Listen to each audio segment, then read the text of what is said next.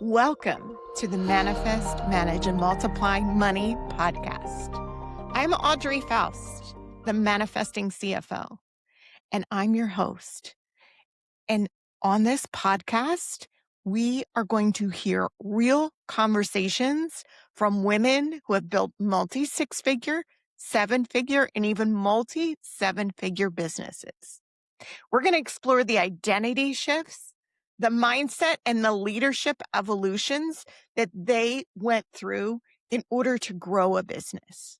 You know, the things that nobody talks about, because building wealth isn't only about strategy.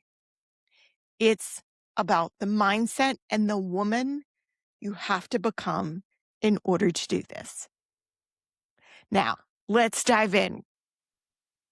So I'm so excited to be here today with a multi-six-figure strategist, Dana Earhart. And let me tell you a little bit about Dana. Welcome, Dana. Thank you. I'm excited to be here. Dana is a business growth strategist who helps six, seven, and eight-figure service-based businesses reduce chaos, improve profitability, and scale without longer hours. Oh, that sounds nice. With 20 plus years in consulting, she mentored thousands of leaders and worked with hundreds of business owners to strengthen leadership and transition from owner operated to intentional leader and ultimately onto strategic CEO. Welcome, Dana. I'm so excited to have you here today. Thank you. I am excited to be here, and no doubt, based on our first conversation a few weeks ago, we're going to have a really good conversation. Absolutely. So, Dana, I have a lot I want to get into today, but before we get into that, why don't you take about 60 seconds and just tell us what your business looks like today and what do you most love about it? Well, that's easy. I truly love the work I get to do and working with clients. As you shared, they may be in the six figures, seven, and even now two clients in eight figures. And what I love the most is that, and it's really foundational for the work we do, is that first, I want to know what you want your life to look like. And Mm, so every single client, we dive into what do they want their life to look like? What is the legacy that they actually want to experience now, not just what they're going to leave behind? And then let's go and build a business that supports that. And so I truly get excited by that as a recovering corporate workaholic. This is why I launched my business with a toddler in tow 13 years ago, because I did not want to miss out on being a mom and being here for all of those precious moments. It goes way too fast. He's already 14, but now I get to help clients ensure that they're there for the moments that matter in oh, their lives as well. And so my business is really working with service-based businesses across the country in a variety of industries, which I also get excited by because I get to learn about different industries while I still get to bring the business building principles to them and the leadership principles to really see them grow and expand. beautiful. And that Thanks was for more than that. 60 seconds. I'm sorry. No, it's fine. It's fine. It's perfectly fine. We're not timing it. It's just Okay. keeping it short because we have a lot what we want to get into here. So the first question I'd like to ask you, Dana, is what money belief did you have to release in order to lead and grow at the level you're at now to be at multi six figures?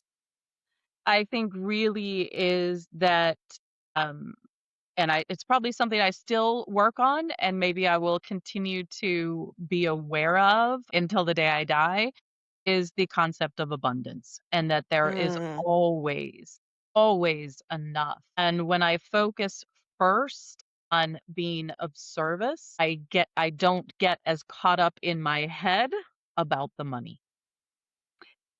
I've been having a lot of these conversations, and the thing that's coming up again and again with multi six and seven figure women business owners is focusing on the service. but you're obviously still charging a good amount, Yes. right?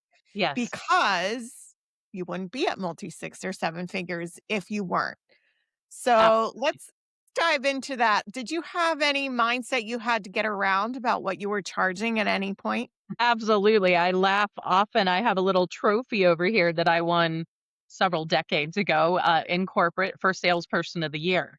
And so I did very, very well when I was selling for another organization. Even if I and my team were the ones delivering, I did really well. Then, when I launched my own business, I was shocked at how much I struggled in sales because I was feeling as though I was selling myself, as opposed Right. to really putting the focus on what is the desire of my client, what is the goal that they're trying to achieve. I am bridging the gap between where they are today and where they want to be. I am just the mentor, the advisor, the guide that will help them navigate that gap. I am not actually, in my opinion, selling myself. I'm selling the knowledge and I'm selling the ability to make that leap, to have that transformation along the way for them. And I Oh, think that really started helping for me. oh my gosh. I've never heard somebody it that way, Dana. Like that is just beautiful. I mean, you're not selling yourself, you're selling an outcome. Absolutely. And it's the That's outcome they beautiful. want. The outcome that they want. And Wow. obviously, it requires being a person of integrity because I actually will not make an invitation to work with me if I don't believe that I can be the catalyst to help move them along that journey. Well, I just love that. That's pure gold. Thank you for that. Because I know so many women struggle with that. They struggle with selling themselves. And like you said, sometimes it's most of the time it's a lot easier to either sell a product Right. or sell somebody else's service. But when Exactly. you go to sell yourself, we get all in the mindset around that. Yep. So that's beautifully framed. That's a golden nugget. I'm glad you shared that. Thank you.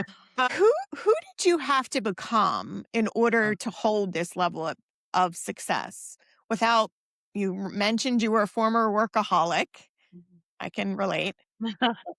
So without burnout or overworking like yourself, what were there some lessons you learned along the way around that?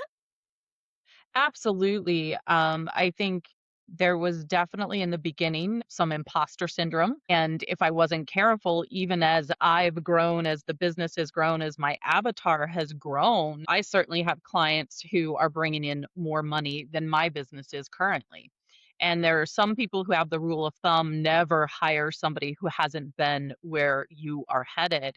I am not a Mm, believer of that because just because you did it for yourself once does not mean that you are capable of helping somebody else get through all of the obstacles that may appear to get there themselves. I have a track record in my corporate arena where I led a team of 100 individuals across the United States and in London. I know strategic planning, I know operations, logistics, etc. So it was a matter of where I did struggle a little bit in really needing to fully grasp that I do know what I'm doing and how to apply what I learned in the larger corporate arena into these small businesses.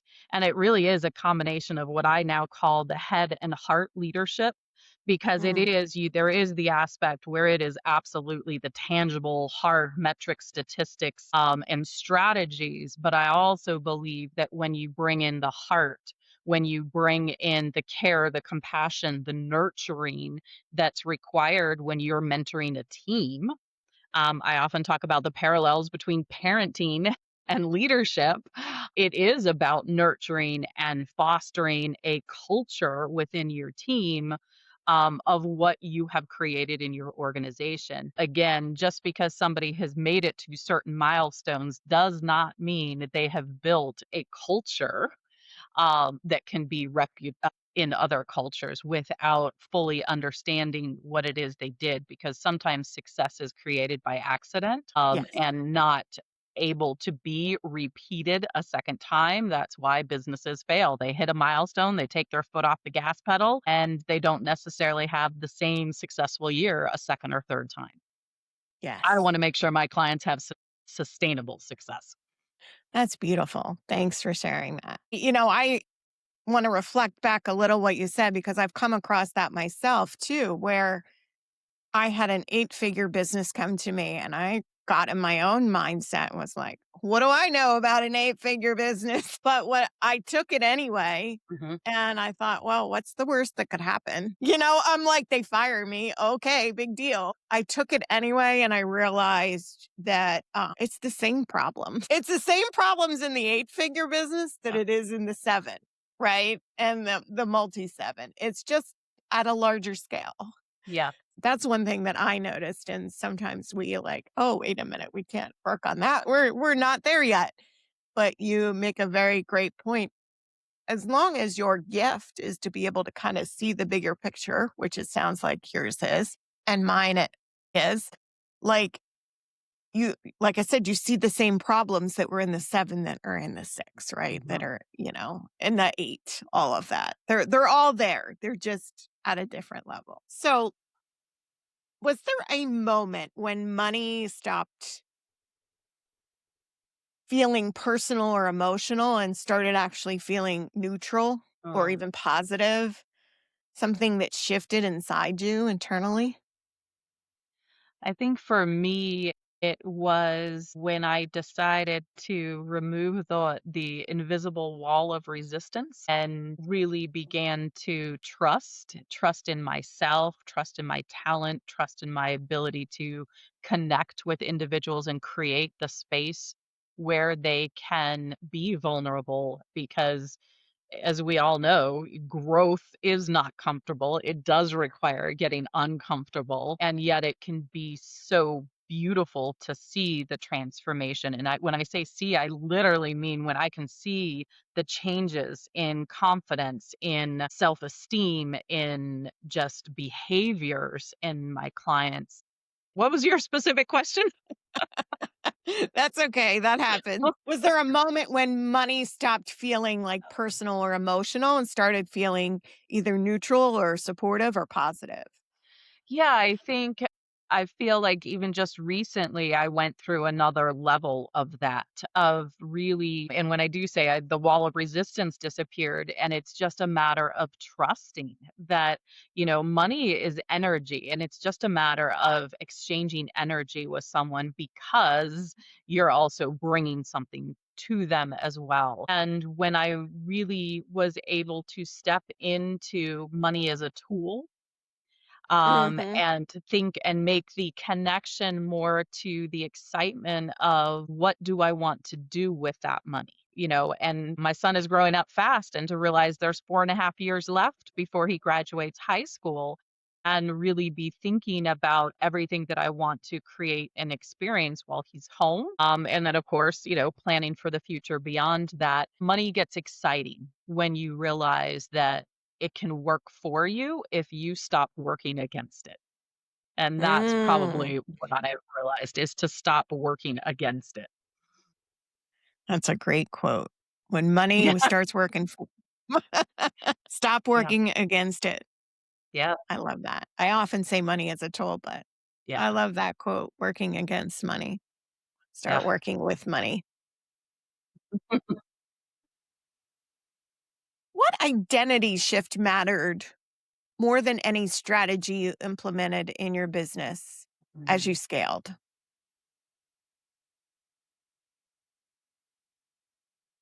Wow, that is a good question. It's the excitement for not just what I'm building, but what I'm bringing to my clients. I think that shift when I am focused on how I'm showing up, how I am delivering, how I am guiding my clients on their journey, the identity it almost became an automatic that I start elevating my own leadership in that process. And so it very much, I'm a big believer in as a leader to focus more on who we are being than what we are doing. Because if we are being the leader that our goals require of us, the doing becomes a little more natural, Yeah. which again is removing resistance. Even as I'm talking to you, I'm starting to see a theme. It's about removing the resistance in my life. And life becomes a lot easier. And what do you know? More goals are accomplished when I'm in that mode. Do you remember a point in your business where you shifted like an identity Certainly early on, there was a shift when I went from selling to serving. to serving? And that it wasn't about being so caught up in the logistics of a sales conversation. And when I really understood that it was about connecting with another individual, it's about asking good questions so that I know what it is they want to accomplish and can I be that bridge. So I'd say that, which was all about being of service. And so Right. getting out of my head and dropping into my heart and how can I make this, 30-minute, 60-minute conversation beneficial for them so they walk away as a better person. In so doing, I walk away a better person. Hmm. That's beautiful, Dana. I love that. I think that's where women are a little bit different, because I think we're different in the way we all want to be of service. I think where we get challenged is being of service and charging money for it, right? Yes. That's where I see most women get challenged. Like, oh, they want to, give you more and more and more. So giving. Absolutely, and I think, I grew up in the corporate arena where while I did have some wonderful female role models, there was by far more males at my level and above than females oftentimes, and I didn't realize at the time because I just didn't know different, how much of the male characteristics and qualities of just even how I would communicate started coming out. And maybe it was already in me and it was just the environment. That could be another show, another conversation.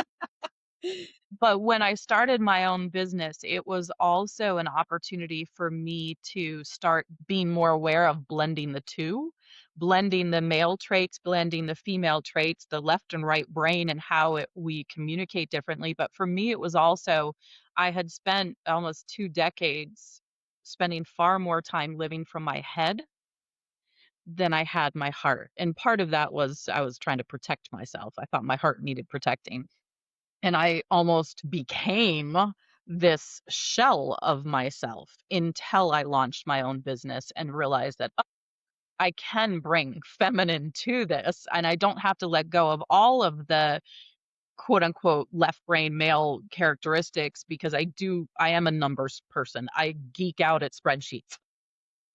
So that is part of me. However, I think I'm pretty good at blending the 2, the head and the heart, and I believe that is when individuals thrive in leadership roles, is when they learn how to blend their own head and heart. Yeah. And the feminine and the masculine. Yes. So I think I'm kind of very similar to you where being in accounting most of my career, it was, I was using the other side of my brain, the logical side, Right. the dominant side. And I was very, very masculine. So I've kind of done a 360. Not completely. I still bring in the little bit of some of the masculine, but like bringing in all the energy work and things like that with what I do is just really change everything and help me understand the other side, right? So, Yes, yes. It's certainly, I think, if I make one false swoop comment, more women are comfortable with learning both energies, the masculine and the feminine. And then I always say, and then the smart token men who realize there's value for them to also bring their heart into the workplace and not just outside of the office. yeah, that's a whole nother show, a whole nother It is. conversation, but totally get it. What do you protect now, energetically or financially, that you didn't early on in your business? Definitely my energy. I don't think I was fully aware, of it, and I remember one moment so fondly all these years later with one of my mentors, and when I was structuring my days early on, I knew I'm a morning person. I like morning. I mean, sometimes, especially working from home, I may come from breakfast, and before I even shower, I'm working for a couple hours at my desk because that's when I'm the sharpest. But then I also made a comment to her of, "Well, I serve my clients first. So, I'm working with my clients in the morning." And she's like, "But when are you lowest energy?" And I said, "Well, 2, 3 o'clock in the afternoon." She's like, "So you are saving the worst version of you for your own business." Mm, And that just struck a chord with me and, wow. has stuck with me because how profound and what I've realized, and I understood why I did it. I didn't want to bring the lesser version of me to my clients at 3 o'clock in the afternoon. Now, what I realize though is because I love the work I do so much, I come alive when I'm with clients. So it doesn't matter what time of day it is, I will be on it with them. However, when I'm doing work as the CEO of my business, 3 o'clock in the afternoon is not the time to do that for me. So I think absolutely learning energetically, but then even beyond that, just learning more about health in general to know the importance of sleep, of hydration, of nutrition, of movement. Probably movement is the area, that has the most room for improvement for me right now, and my standing desk is right over there where I need to spend a lot more time moving forward so that I'm not just sitting here because I absolutely have experienced what they say is that, a sedentary life is actually becoming worse than smoking used to be Mm, for our body. So I would say it's more about energy. And of course, what I said earlier is that money is also energy. yes. So it's all related. Yeah, you make a great point because I know it's taken me, I'm very similar to you, where I am a morning person. And back when I was in the den for you world and I was doing, now I'm in coaching, but when I was in Right. the accounting, like I would be so productive in the morning and I would just go, right? So that was, and then by 3, 4 o'clock in the afternoon, it was like, forget it. Right. But, I've learned now that, you know, I I don't even really start my day until 9:30, which Mhm. years ago, like I don't get at my desk until that, like I would have had 3 hours in years ago Yep. by, 9:30. So, uh, but now I protect my energy in the morning and I Mhm. journal and I go inward. All Yep. this is new for me, and it actually propels the rest of my day. So, Mhm. if that makes sense. Yeah. Absolutely, and I would wholeheartedly agree with that. Oftentimes, I am laughing at myself when I realize that in the morning as I'm getting breakfast ready, packing my son's lunch, whatever it might be, I have YouTube playing in the background, and it is usually either some meditation or spa music, or sometimes it may have, a Louise Hay giving me some prompts for the day. And the other day, I caught myself offering to my son, I'm like, "Oh, if you wanna change this, you can." He's like, "No, that's okay." And it was just one of those moments of, like, joy and pride of, "Oh my gosh, look at the environment I'm creating for my son, and I didn't even fully realize it." And not that he sits there and stares at the TV or anything like that, but he's hearing it in the background. 100%. And so, it was just one of those moments I'm like, "All right, I'm doing something right as a parent too." 100%. So, I was talking to another guest the other day, and she has a daughter, and she puts money mindset little Post-it notes Mm. up all over her cabinets, and her Oh, daughter loves them. that's awesome. And I'm like, and she didn't even really like recognize. I said until brought it to her attention. I'm like, do you realize that you're actually programming your daughter's money mindset in a positive way? And she was like, oh, you're not just working on your own, you're working on hers too, inadvertently. Yep. So when she shared, that was one little thing that she did to help with her money mindset. And it was kind of like a light bulb moment for her. So same with you, like the other day with your son, it's like, oh my gosh, like, they're watching. They are. They They're absolutely watching. are watching, and I love that idea with the money mindset sticky, so, I might have to, steal that one for myself too, for my son. I'm getting all these great little tidbits in my podcast, so it's a lot of fun. So, what would you wish more women understood about money, either money or success or both, at this level that's often misunderstood? Mm. I think I don't know if it's misunderstood. What just came to mind, though, is what is often missed is the idea of really creating a habit of celebration. I think so many Mm, people talk about the importance and the value of gratitude in our day, and I'm a big proponent of that as well. And this, what I'm about to share, really came about from my corporate days when I was a go getter and I would be so much harder on myself than anyone else could have been. And if I knocked, had a 95% success rate, knocking things out of the park, exceeding expectations, I would come home every night and go to bed thinking about the 5% that I failed, the mm, 5% that didn't make it out of the park or didn't go anywhere or that I was late on or whatever it might be. And what I've learned, I've since studied, is that some of our last thoughts before we go to bed at night set the energetic vibration of how we wake up the next morning. So if we're going to bed thinking about where we quote unquote failed or didn't hit the mark, that's the vibration we're waking up with in the next morning.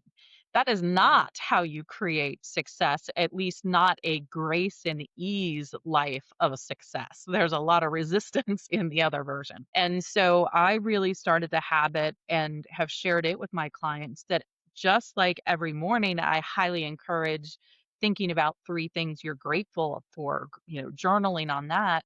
What if at the end of every day, whether it's your work day, whether it's your full day before you turn that nightstand light off, you were thinking about 3 things that you could celebrate from that day that you created and or accomplished? And that be the energetic vibration that you're setting for the next day, that absolutely not only changes your results, I think even more important is that it changes your day-to-day experience of life so that you can have a lot more grace and ease and not hustle and grind. For me, I lived hustle and grind. It's not the way of life I want to continue. Some people love it, that's great. For me, I want grace and ease. Grace and ease for me too. I love that. Oh my gosh, you are sharing so many great little tidbits, Dana. I just love it. Thanks for sharing that. So, before you go to bed at night, think about 3 things that you did well today. And I will say it was such a foreign concept to me the first time I did it, that the first couple of times, like, my first celebration was, "I'm doing my celebrations." Like, it was celebrating that this is not normal, this is not comfortable, this is a totally new habit, and I'm gonna celebrate that this feels weird, but I'm doing it. Absolutely, you can do that. Celebrate that you're celebrating. That's a good one. Okay, so do you have a free gift for our audience that you would like to talk about? Absolutely. What I find for many leaders, and I was just sharing, speaking to a group earlier this week, is that so often we have blind spots and bottlenecks in our life, in our business as leaders. And they create leaks. They create time leaks. They create financial leaks. They create energy leaks. And so, what I have created is a leadership leaks diagnostic. And so, Mhm. it's just a few questions that you answer on a scale of 1 to 10. And based on those answers, it will help you start identifying where in your business and life are the biggest leaks so that one, you become aware of where they are. Once you're aware, you can start putting the plan in place of how you can plug those leaks. So, that is a free gift that I would like to offer to any of your listeners. And they can find that at danaearhart.com/leaks. And that We'll will also be put it in the available. show They notes. can download that. We'll also put it in the show notes so you can grab that real easily. Put that Fabulous. link in the show notes. So, and where else can people find you, Dana? I am a big advocate of LinkedIn, so that is probably the best place to find me. And if you are looking for just tips, techniques, little things that may help your success, I have a newsletter on LinkedIn called Leadership and Legacy, where leaders multiply what matters. So I highly encourage you to check that out. And if it's something you're interested in, please subscribe and they can be delivered right to your mailbox. Lovely. Thank you. So, I have one last closing question that I like to ask everyone. If you could speak to a woman standing on the edge of her next level, Mhm. what would you want her to know? Mm. That she can do it, and that if she looks, the seeds of success, the proof of success are already all around her. And that Mm, all she needs to do is believe in herself and believe in the leader that she's becoming. I love that. Thank you. And so often as women, that's what we struggle with. We struggle with the belief in ourselves. Are we good Absolutely. enough? Are we smart enough? Are we capable enough? I hear all of those in the work I do as well. So, Yes. Yes. And it's so often I think because sometimes we think we created success by accident and that it was a fluke that something happened. And yet, if we actually pause, stop, and look around, it was not a fluke. There's actually a full path of seeds that we've been dropping along the way, showing that this is exactly where we're meant to be because it's what we're capable of. mm, beautiful. Well, thank you so much, Dana. This was so inspirational and full of great tidbits. I'm excited to share it with my audience, and I appreciate your time. And thanks for coming on. Thank you so much. It was a great conversation, and your listeners are very fortunate to have you. And it was delightful being here. Thank you. Thanks, Dana. Thank you for listening to the Manifest, Manage, and Multiply Money podcast. If this conversation resonated with you, please share it with another woman who's building something meaningful.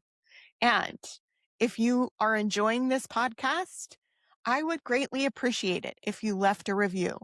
Leaving a review can help more women discover these conversations. And until next time, keep manifesting, managing, and multiplying your money.